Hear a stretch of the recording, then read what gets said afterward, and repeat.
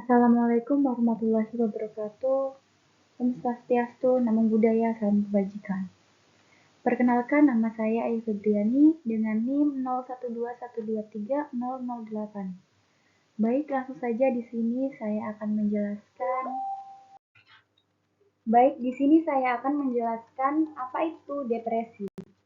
Depresi adalah kondisi gangguan mental yang ditandai dengan perasaan sedih yang dalam dan berkepanjangan, kehilangan niat atau kegembiraan dalam aktivitas sehari-hari, serta dengan gejala fisik tertentu seperti tidur dan nafsu makan yang terganggu.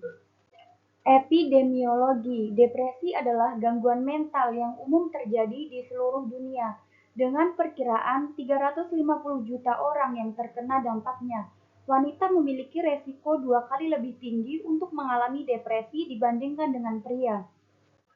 Etiologi. Penyebab pasti depresi belum sepenuhnya dipahami, tetapi berbagai faktor etiologi yang berperan meliputi faktor genetik, perubahan hormon, ketidakseimbangan neuron transmitter, serta pengalaman hidup yang sulit seperti kekerasan atau kehilangan yang signifikan.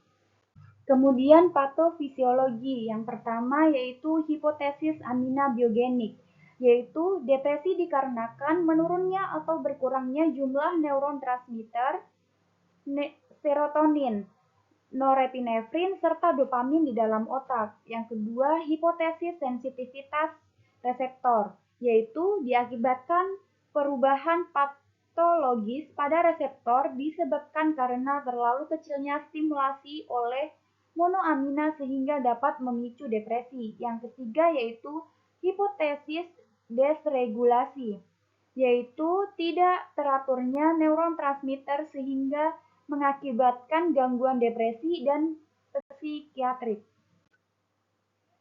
Kemudian ada tata laksana depresi. Yang pertama yaitu terapi obat untuk depresi. Terapi obat untuk depresi ini merupakan terapi obat umum melibatkan penggunaan antidepresan untuk mengatur neuron transmitter di otak dan mengurangi gejala depresi. Yang kedua yaitu terapi psikoterapi untuk depresi.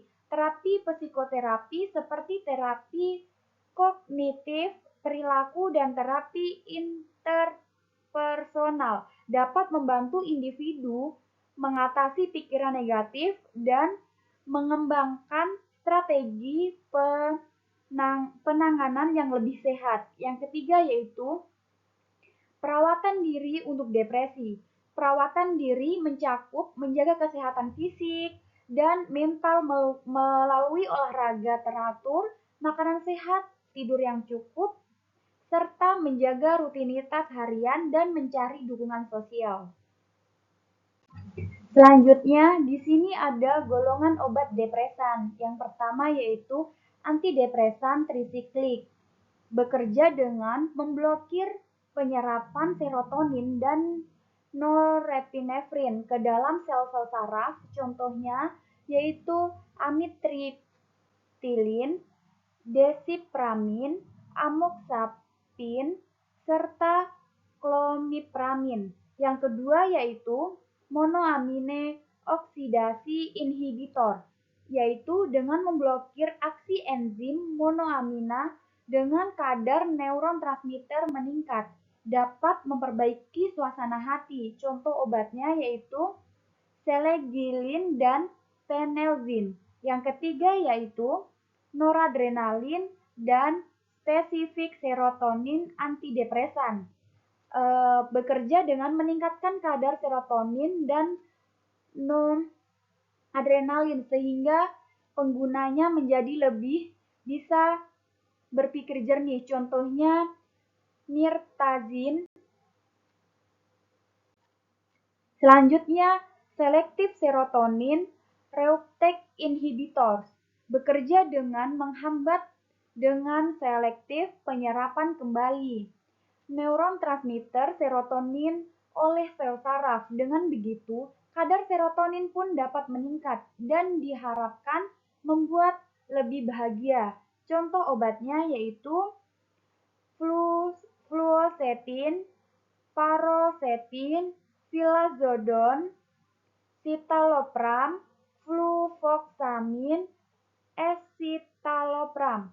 Kemudian yang selanjutnya yaitu serotonin, norepinefrin reuptake inhibitor, yaitu dengan cara menghambat reuptake serotonin dan norepinefrin bekerja untuk menghambat terserapnya kembali norepinefrin dan serotonin oleh sel saraf, sehingga penderitanya diharapkan kembali pulih dengan mengonsumsi antidepresan ini. Contoh obatnya yaitu duloxetine, desvenlafaxine, kemudian dengan reboxetine. Di sini saya akan menjelaskan apa itu ansietas. Ansietas merupakan kondisi ketika seseorang merasakan kecemasan yang berlebihan dan sulit dikendalikan. Kondisi ini dapat mempengaruhi berbagai aspek kehidupan sehari-hari, termasuk kinerja, hubungan sosial, dan kesejahteraan secara keseluruhan. Patofisiologi. Yang pertama, model noradrenergik. Model ini menunjukkan bahwa sistem saraf otonom pada penderita gangguan ansietas hipersensitif dan bereaksi berlebihan terhadap berbagai rangsangan. Glukokortikoid mengaktifkan locus coeruleus yang berperan dalam mengatur ansietas, yaitu dengan mengaktifasi pelepasan norepinefrin dan merangsang sistem saraf simpatik dan parasimpatik. Yang kedua, model serotonin. Patologi seluler yang dapat berkontribusi pada pengembangan gangguan ansietas, termasuk regulasi abnormal pelepasan 5-HT, reuptake atau reseptor abnormal terhadap signal 5-HT. Reseptor 5-HT1A diduga memainkan peran yang sangat penting terhadap ansietas. Aktivasi reseptor 5-HT1A meningkatkan aliran kalium dan menghambat aktivitas adenilat siklase. Yang ketiga yaitu model GABA atau gamma aminobutyric acid adalah neurotransmitter inhibitor penting dalam sistem saraf pusat dan mengatur banyak rangsangan di dalam otak.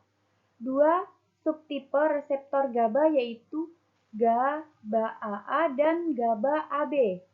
Benzodiazepin berikatan dengan kompleks reseptor benzodiazepin yang terletak di neuron postsinaptik. Pengikatan itu dapat meningkatkan efek GABA untuk membuka kanal ion klorida, menyebabkan masuknya ion klorida ke dalam sel yang menghasilkan stabilitas membentuk saraf. Yang selanjutnya ada tata laksana terapi ansietas. Tata laksana terapi ansietas melibatkan kombinasi terapi psikologis seperti kognitif CBT dan penggunaan obat-obatan yang diresepkan oleh dokter. Tujuan terapi adalah mengurangi gejala ansietas, meningkatkan kualitas hidup, dan membantu individu mengelola kecemasan dengan efektif.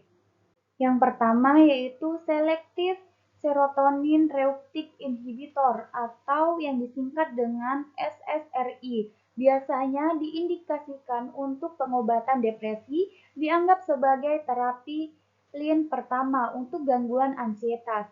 Kelompok obat ini diantaranya fluoxetine, sertralin, citalopram, escitalopram, fluvoxamine, paroxetine, dan vilazodone. Mekanismenya yaitu menghambat transporter serotonin dan menyebabkan desensitisasi reseptor serotonin postsinaptik sehingga menormalkan aktivitas jalur serotonergik. Yang kedua yaitu serotonin norepinephrine reuptake inhibitor atau yang disingkat dengan NSNRI yang menghambat transporter serotonin dan norepinefrin termasuk venlafaxine, desvenlafaxine, dan duloxetine. SNRI biasanya digunakan apabila terjadi kegagalan atau respon yang tidak adekurat terhadap SSRI yang sebelumnya.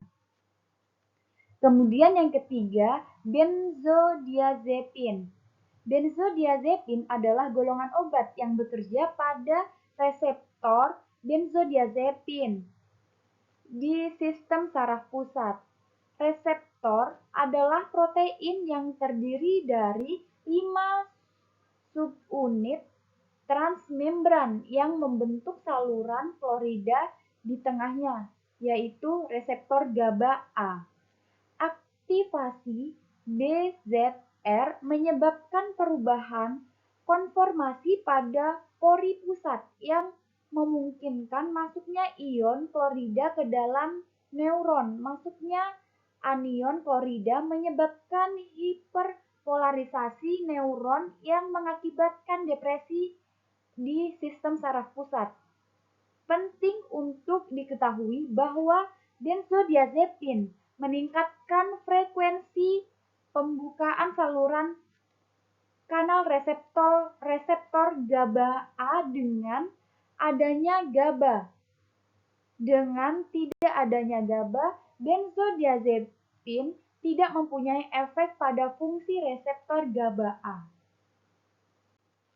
Yang keempat, trisiklik antidepresan.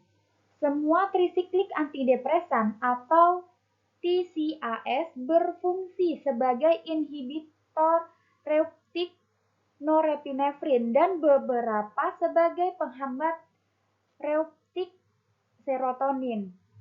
Meskipun beberapa golongan dari obat ini efikasinya sebanding dengan SSRI atau SNRI untuk mengobati ansietas, TCA menimbulkan lebih banyak efek samping dan berpotensi mematikan jika overdosis.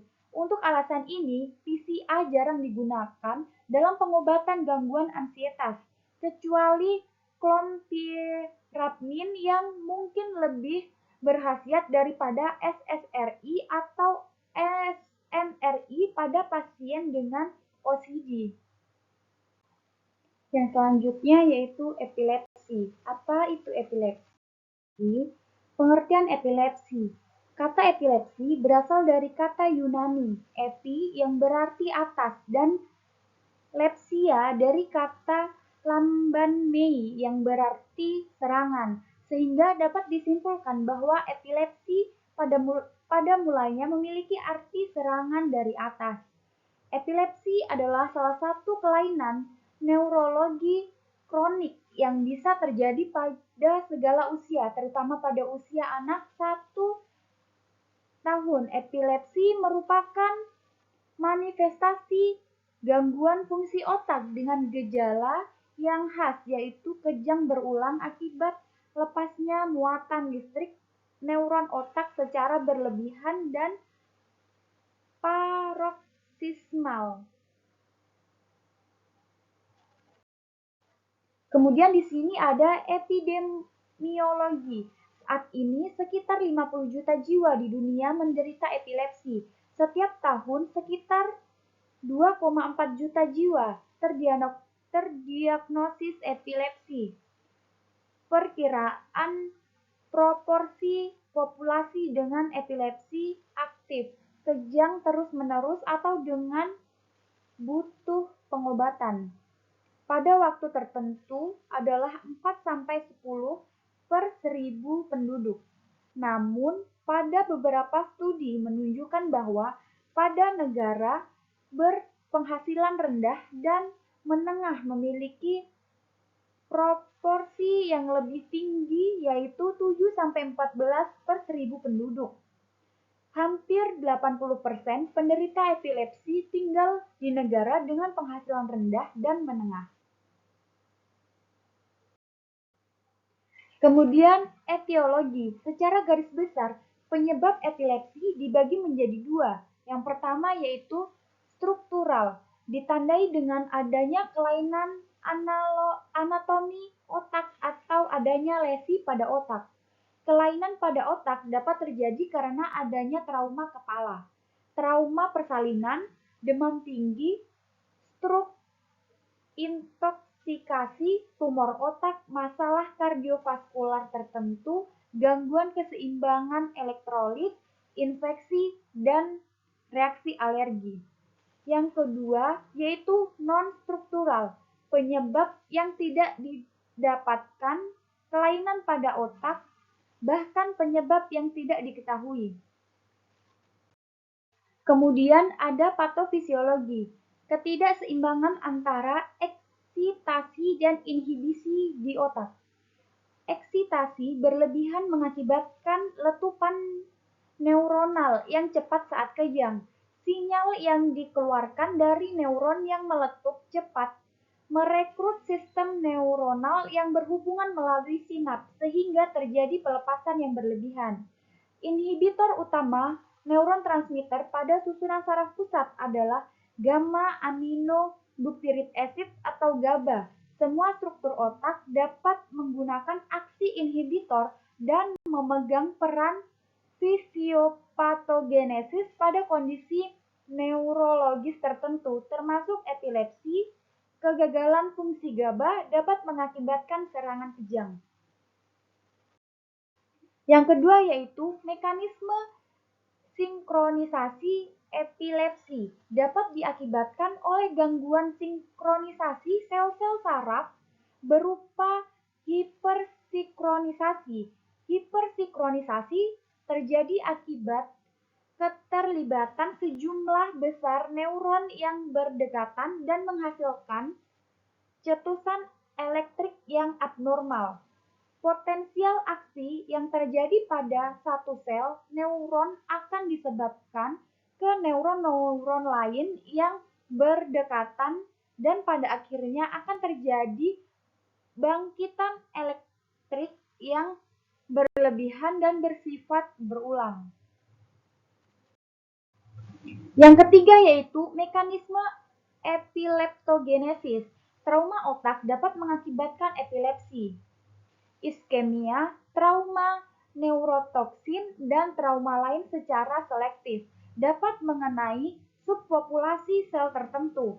Bila sel ini mati, akson-akson dari neuron yang hidup mengadakan tunas untuk menghubungkan dengan neuron diferensiasi parsial sirkulit yang sembuh cenderung untuk mudah terangsang. Yang keempat yaitu mekanisme peralihan interikat iktal. Dari berbagai penelitian, mekanisme transisi ini tidak berdiri sendiri, melainkan hasil dari beberapa interaksi mekanisme yang berada. Terdapat dua teori mengenai transisi interikat-iktal, yaitu mekanisme non-sinaptik dan sinaptik. Pada non-sinaptik adanya aktivitas iktal interikta yang berulang menyebabkan peningkatan kalium ekstrasel sehingga eksitabilitas neuron meningkat. Aktivitas pompa natrium K sangat berperan dalam mengatur eksitabilitas neuronal. Hipoksia atau iskemia dapat menyebabkan kegagalan pompa natrium K sehingga meningkatkan transisi interiktal-iktal. Teori inaptik ini menyebabkan bahwa penurunan efektifikasi mekanisme inhibisi sinaps ataupun peningkatan aktivitas eksitasi sinaps dapat mencetuskan epilepsi. Yang kelima, mekanisme neurokimiawi. Selain GABA dan glutamat yang merupakan neurotransmitter penting dalam epilepsi, terdapat beberapa produk kimia lain yang juga ikut berperan seperti misalnya golongan opioid yang dapat menyebabkan inhibisi inhibitor atau katekolamin yang dapat menurunkan ambang kejang. Gangguan elektrolit akibat kegagalan pengaturan pompa ionik juga ikut mencetuskan serangan epilepsi, yaitu alumina hidrosid gel yang menyebabkan degenerasi neuron. Kematian neuron dapat menurunkan aktivitas GABAergic pilokarpin yang menyebabkan pembengkakan pada dendrit, soma, dan astrosit, dan pada tahap akhir menyebabkan kematian sel. Kemudian selanjutnya ada tata laksana epilepsi. Terapi epilepsi bertujuan untuk tercapainya kualitas hidup optimal bagi penderita. Harapan pengobatan bagi penderita epilepsi ialah agar terhindar dari bangkitan kejang, bahkan dapat mencapai keadaan bebas kejang. Yang pertama, tata laksana saat kejang, mempertahankan oksigenasi yang adekurat dan mengakhiri kejang sesegera mungkin. Yang pertama dapat diberikan saat kejang adalah diazepam per rektal dengan dosis 5 mg bila berat badan 10 kg. Jika masih kejang dapat diulang selang waktu 5 menit dengan dosis dan obat yang sama. Jika setelah pemberian 2 kali diazepam namun masih tetap kejang, sesegera mungkin dibawa ke rumah sakit. Kemudian yang selanjutnya ada terapi bedah. Intervensi bedah diindikasikan pada pasien anak yang telah mengonsumsi OAI selama 18 bulan secara teratur dan adekurat namun tidak menunjukkan penurunan frekuensi dan durasi kejang atau respon pengobatan terhadap OAE yang buruk. Hal itu disebut sebagai epilepsi intractable. Pada penderita epilepsi, terapi bedah dilakukan dengan memotong bagian otak yang menjadi fokus sumber serangan epilepsi seperti lobektomi temporal, eksisi korteks ekstratemporal, hemisferektomi, kemudian salostomi. Baik, di sini saya akan menjelaskan tentang nyeri. Apa itu nyeri? Nyeri adalah pengalaman sensorik yang tidak menyenangkan yang dapat dirasakan dalam berbagai bentuk dan intensitas.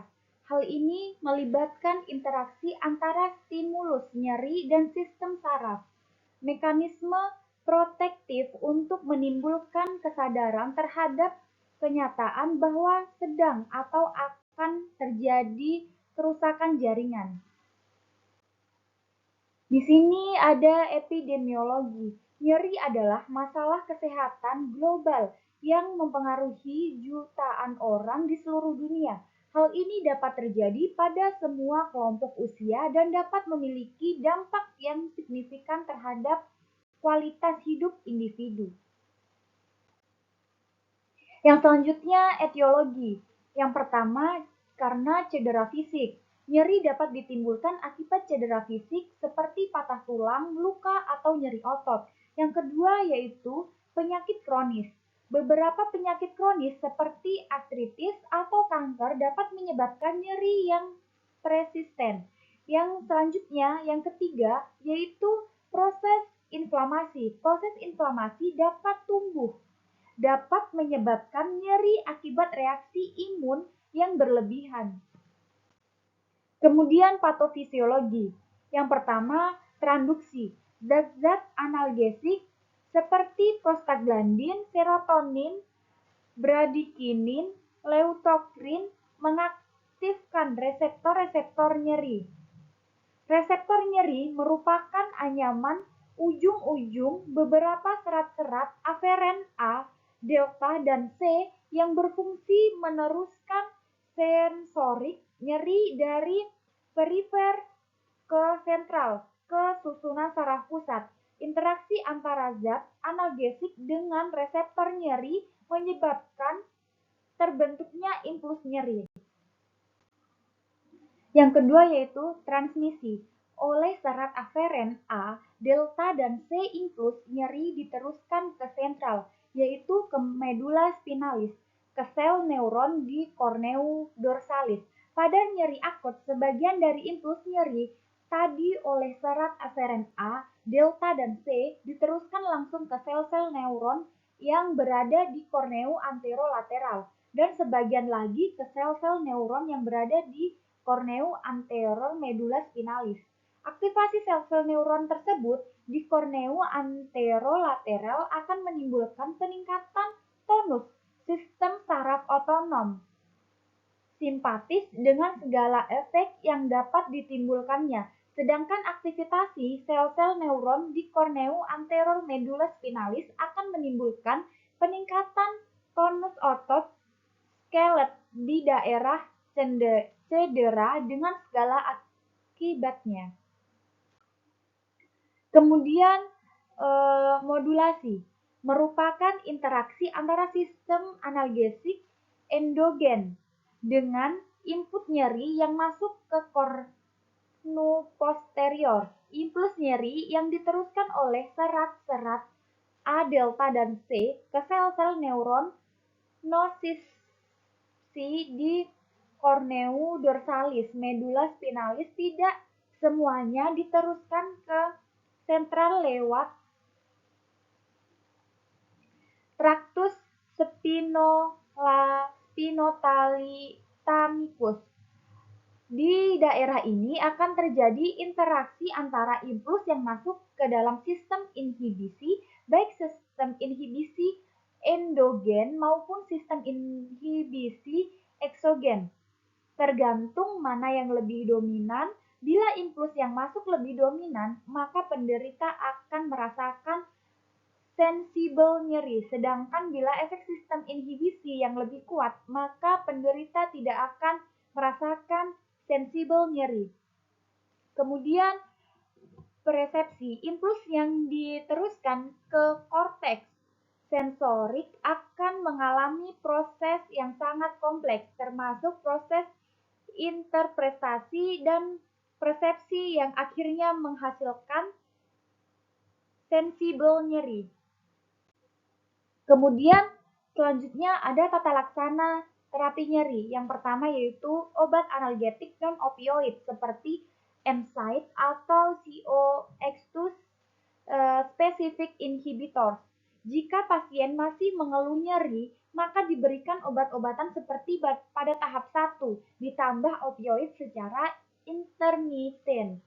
Yang selanjutnya, tahapan ketiga dengan memberikan obat pada tahapan kedua, ditambah opioid yang lebih kuat. Analgesik, zat-zat yang mengurangi rasa nyeri tanpa menghilangkan kesadaran. Analgesik, narkotik, atau opioid. Analgesik narkotik adalah obat yang mekanisme kerjanya meniru opioid endogen dengan memperpanjang aktivitas dari reseptor-reseptor opioid. Zat ini bekerja terhadap reseptor khas di sistem saraf pusat, hingga persepsi nyeri dikurangi. Contoh obatnya yaitu tramadol, morfin, dan kodein. Yang selanjutnya ada analgesik perifer atau non-narkotik, menghambat enzim sikloksigenase yang menyebabkan asam arakidonat menjadi endoperoksida siklik. Endoperoksida siklik merupakan prazat dari prostaglandin sehingga proses sintesa prostaglandin dipengaruhi. Contoh obatnya yaitu paracetamol, aspirin, dan ibuprofen. Kemudian di sini ada daftar indikasi dan dosis obat farmakoterapi nyeri berdasarkan derajat nyeri. Yang pertama yaitu nyeri ringan. Terapi tingkat satunya ada aspirin dengan dosis 325 sampai 650 mg, maksimal 4 gram per hari dengan jangka waktu 4 jam sekali. Kemudian ada acetaminophen dengan dosis 325 sampai 650 mg dengan jarak minum 4 sampai 6 jam sekali. Kemudian ada farmakoterapi tingkat 2, yaitu contoh obatnya ibuprofen dengan dosis 200 mg dengan jarak minum 4 sampai 6 jam sekali. Yang selanjutnya yaitu sodium naproxen dengan dosis awal 440 mg, selanjutnya 220 mg dengan jarak minum 8 sampai 12 jam sekali. Kemudian ada ketoprofen dengan dosis 12,5 mg dengan jarak minum 4 sampai 6 jam sekali. Kemudian di sini ada nyeri sedang, farmakoterapi tingkat 3. Ada obat acetaminophen dengan dosis menyesuaikan dosis, misalnya aspirin 1000 mg. Kemudian ada ibuprofen dan sodium naproxen dan ketoprofen dengan jarak minum yang berbeda-beda. Kemudian ada farmakoterapi tingkat 4. Jika farmakoterapi tingkat 3 gagal, OAINS yang dipilih dapat diganti. Pilih OAINS kedua sebaiknya dari kelompok kimia yang berbeda. Lihat tabel analgesik non-opioid yang sering digunakan. Kemudian farmakoterapi tingkat 5 ada opioid, misalnya kodein. Di sini saya akan menjelaskan tentang pneumonia. Apa itu pneumonia? Pneumonia yaitu peradangan akut jaringan paru yang disebabkan oleh mikroorganisme, bakteri, jamur, dan virus. Menyebabkan area tersebut dipenuhi dengan cairan atau lendir atau nanah. Kondisi ini bisa membuat pasien mengalami sulit bernapas. Kemudian ada epidemiologi. Badan Kesehatan Dunia atau WHO memperkirakan sebanyak 15% kematian anak-anak usia balita di seluruh dunia terkait dengan pneumonia. Meskipun begitu, pneumonia bisa menimpa orang dewasa dengan dampak yang kurang lebih sama. Kemudian ada etiologi. Ada di sini lingkungan umum berupa bakteri. Yang paling sering adalah Streptococcus pneumonia, kemudian organisme yang menyerupai bakteri atau Mycoplasma pneumonia, kemudian jamur. Biasanya jamur akan menyerang orang dengan gangguan sistem imun, dan selanjutnya ada virus.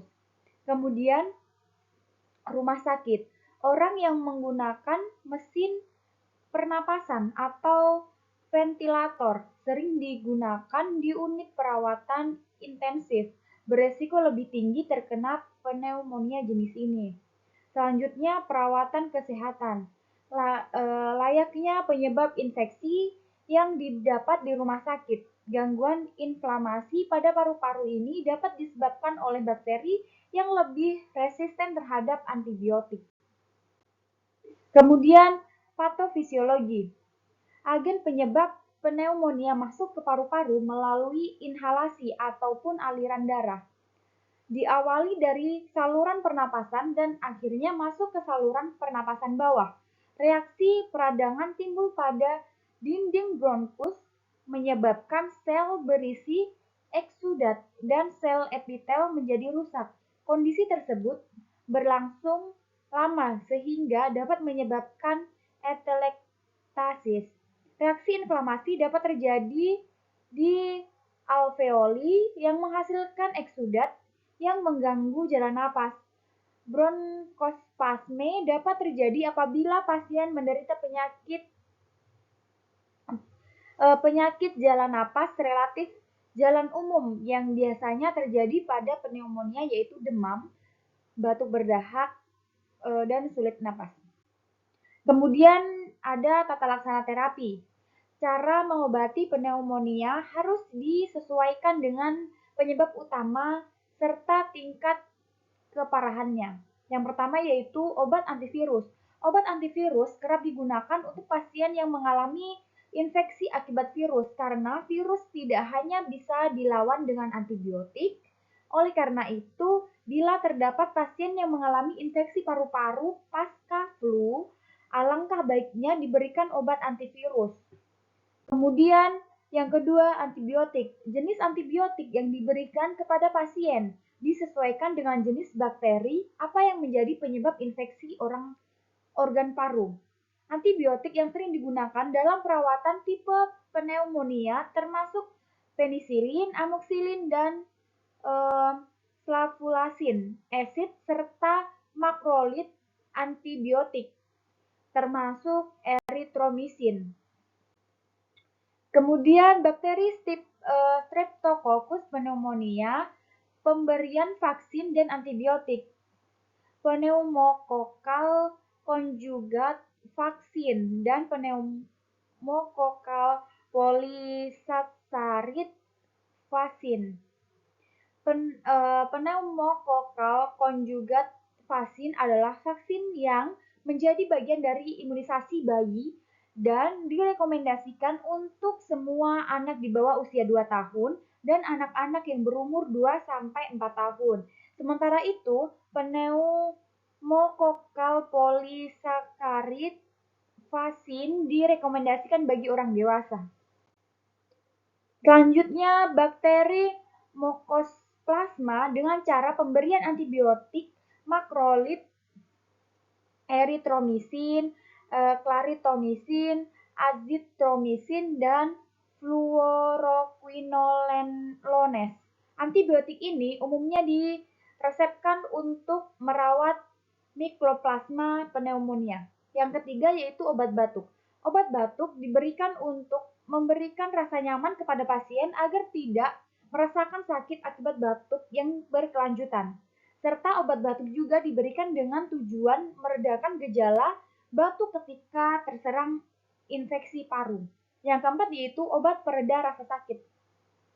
Dokter akan memberikan obat penghilang rasa sakit seperti ibuprofen, acetaminophen untuk meredakan gejala yang dialami seperti nyeri atau nyeri otot, sakit kepala, dan demam.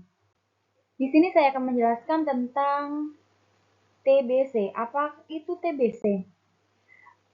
Tuberkulosis atau TB merupakan penyakit infeksi yang disebabkan oleh infeksi bakteri berbentuk batang Mycobacterium tuberculosis, MTB. Penyakit TB sebagian besar mengenai parenkim paru atau TB paru. Namun bakteri ini juga memiliki kemampuan untuk menginfeksi organ lain, TB ekstrak paru. Kemudian di sini ada epidemiologi. Setiap tahun diperkirakan 9 juta kasus TB paru dan 2 juta diantaranya meninggal. Dari 9 juta kasus baru TB di seluruh dunia, 1 juta adalah anak-anak usia 25% 1 tahun. Kemudian di sini ada etiologi. Yang pertama, infeksi primer. Tahap ini terjadi saat udara yang mengandung bakteri penyakit TB terhirup oleh hidung atau mulut hingga masuk menuju paru-paru dan berkembang biak. Yang kedua, infeksi laten. Ketika bakteri mulai berkembang, sistem imun akan melakukan perlawanan. Ketika sistem imun berhasil melawan, maka bakteri akan tertidur dan tidak aktif menginfeksi, sehingga orang yang terinfeksi tidak akan merasakan gejala apapun. Yang ketiga yaitu infeksi aktif. Sebaliknya, saat imun tubuh tidak berhasil melawan bakteri yang masuk dan berkembang biak, maka bakteri akan bebas menyerang sel-sel sehat pada paru-paru. Kondisi ini membuat pengidap merasakan gejala.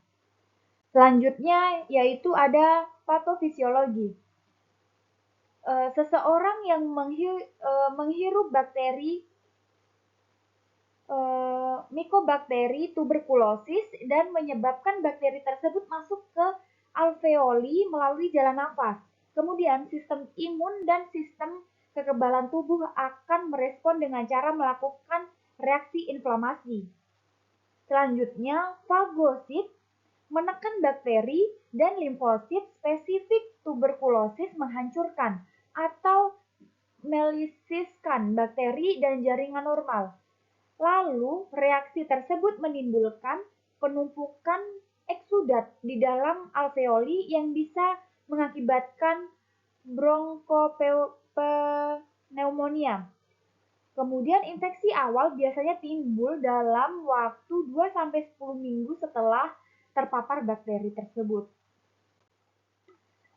Tata laksana terapi. Tujuan pengobatan TB adalah yang pertama menyembuhkan, mempertahankan kualitas hidup dan produktivitas pasien. Yang kedua, mencegah kematian akibat TB aktif atau efek lanjut. Yang ketiga, mencegah kekambuhan TB. Yang keempat, mengurangi penularan TB kepada orang lain. Yang kelima, mencegah perkembangan dan penularan resisten obat. Tahapan pengobatan TB terdiri dari 2 tahap, yaitu tahap awal pengobatan diberikan setiap hari.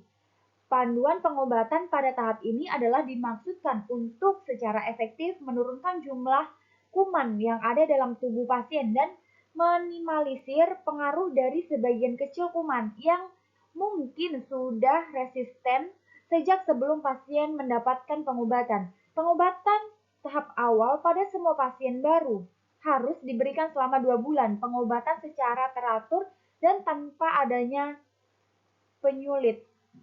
Daya penularan sudah sangat menurun setelah pengobatan selama 2 minggu pertama. Yang tahap kedua yaitu atau tahap lanjutan. Pengobatan tahap lanjutan bertujuan membunuh sisa-sisa kuman yang masih ada dalam tubuh, khususnya kuman persisten sehingga pasien dapat sembuh dan mencegah terjadinya kekambuhan. Durasi tahap lanjutan selama 4 bulan. Pada fase lanjutan seharusnya obat diberikan setiap hari. Kemudian di sini ada dosis rekomendasi OAT lin pertama untuk dewasa. Ada dosis rekomendasi harian dan 3 kali per minggu. Di sini yang pertama ada isoniazid dengan dosis 5 mg per kilogram berat badan dengan maksimum 300 mg dosis 10 mg kilogram per berat badan. Maksimumnya yaitu 900 mg. Kemudian ada rifampicin dengan dosis 10 mg per kilogram berat badan, maksimumnya 600 mg, kemudian per 3 kali per minggunya dosisnya 10 mg per kilogram berat badan, maksimumnya 600 mg. Kemudian pyrazinamide, dosisnya ada 25 mg per kilogram berat badan, maksimumnya tidak ada. Kemudian di 3 kali per minggunya dosisnya 35 mg per kilogram berat badan, kemudian maksimumnya tidak ada. Ethambutol, dosis rekomendasi hariannya 15 mg per kilogram berat badan, maksimumnya tidak ada. Kemudian per 3 kali per minggu yaitu 30, dosisnya 30 mg per kilogram berat badan, kemudian maksimumnya tidak ada. Kemudian yang terakhir streptomycin, dosis rekomendasi hariannya yaitu 15 mg per kilogram berat badan, kemudian maksimumnya tidak ada. Kemudian per 3 kali per minggu dosisnya 15 mg per kilogram berat badan, maksimumnya tidak ada. Kemudian di sini ada fase intensif atau fase lanjutan. Fase intensifnya yaitu RHZE 2 bulan, fase lanjutannya RH 4 bulan. Berdasarkan hasil penelitian meta-analisis WHO merekomendasikan paduan standar untuk TB paru kasus baru adalah 2 RHZE atau 4 RH, rekomendasi A. Jika tidak tersedia panduan dosis harian, dapat dipakai panduan 2 RHZE atau 4 R3H3 dengan syarat harus disertai pengawasan yang lebih ketat secara langsung untuk setiap dosis obat, rekomendasi B. Pada akhir fase intensif, bila hasil hapusan dahak tetap positif, maka fase sisipan tidak lagi direkomendasikan, namun dievaluasi untuk TB-RO, uji kepekaan. Sementara pengobatan diteruskan sebagai fase lanjutan, rekomendasi A. Pasien TB paru sebaiknya mendapatkan panduan obat 2 RHZE atau 4 HR selama 6 bulan untuk TB ekstrak paru. Biasanya diperlukan durasi pengobatan yang lebih dari 6 bulan. Semua pemberian layanan harus memastikan pemantauan, pengobatan, dan dukungan untuk semua pasien TB agar dapat menjalankan pengobatan hingga selesai. Kemudian di sini ada definisi hasil pengobatan. Hasilnya yaitu sembuh, definisi pasien TB paru dengan konfirmasi bakteriologi positif pada awal pengobatan dan TBA sputum negatif atau biakan negatif pada akhir pengobatan yang memiliki hasil pemeriksaan negatif pada salah satu pemeriksaan sebelumnya. Kemudian hasil selanjutnya pengobatan lengkap. Definisi pasien TB yang telah menyelesaikan pengobatan secara lengkap dan tidak memiliki bukti gagal pengobatan tetapi juga tidak memiliki hasil TBA, sputum atau biakan negatif pada akhir pengobatan dan satu pemeriksaan sebelumnya, baik karena tidak dilakukan atau karena hasil tidak ada. Selanjutnya ada pengobatan gagal. Dengan definisi pasien TB dengan hasil pemeriksaan TBA, sputum atau biakan positif pada bulan kelima atau akhir pengobatan. Kemudian hasil selanjutnya meninggal. Definisi pasien TB yang meninggal dengan alasan apapun sebelum dan selama pengobatan TB. Yang selanjutnya putus obat. Definisi pasien TB yang tidak memulai pengobatan setelah terjadinya TB atau menghentikan pengobatan selama 2 bulan berturut-turut lebih. Selanjutnya, tidak dievaluasi.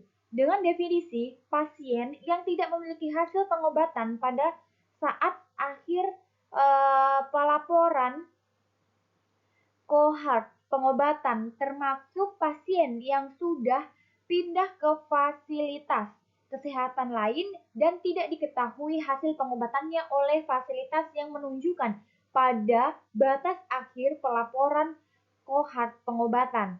Dan yang terakhir, keberhasilan pengobatan dengan definisi jumlah kasus dengan hasil pengobatan sembuh dan lengkap. Kemudian di sini ada pendekatan berdasarkan gejala untuk mengobati efek samping dari OAT. Yang pertama yaitu ada efek samping.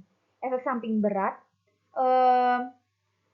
Kemudian kemungkinan obat penyebabnya tidak ada, pengobatannya tidak ada.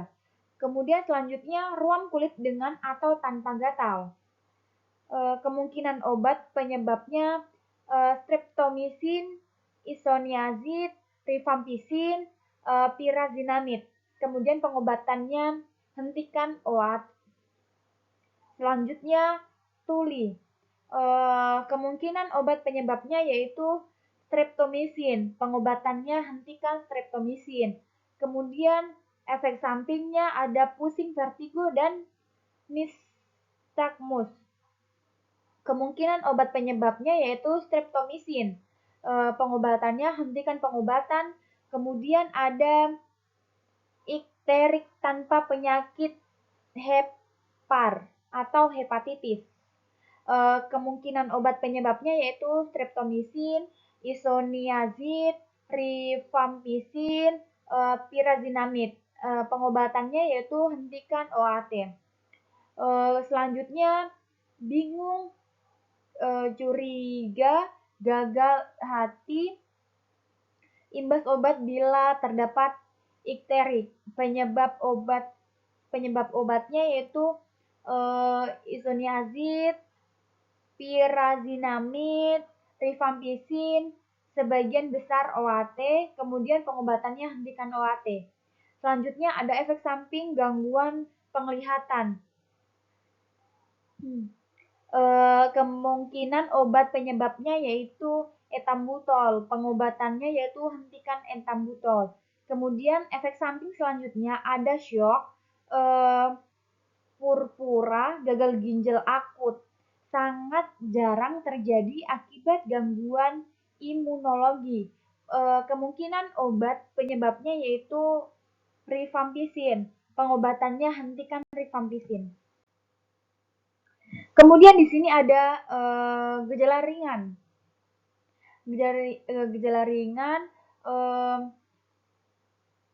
lanjutkan OAT dan cek dosis OAT. Kemudian ada efek samping anoreksia, mual, nyeri perut. Kemudian penyebabnya pyrazinamide, rifampicin, dan isoniazid. Kemudian berikan obat dengan bantuan sedikit makanan atau menelan OAT sebelum tidur, dan sarankan untuk menelan pil secara lambat dengan sedikit air bila gejala menetap atau memburuk atau muntah.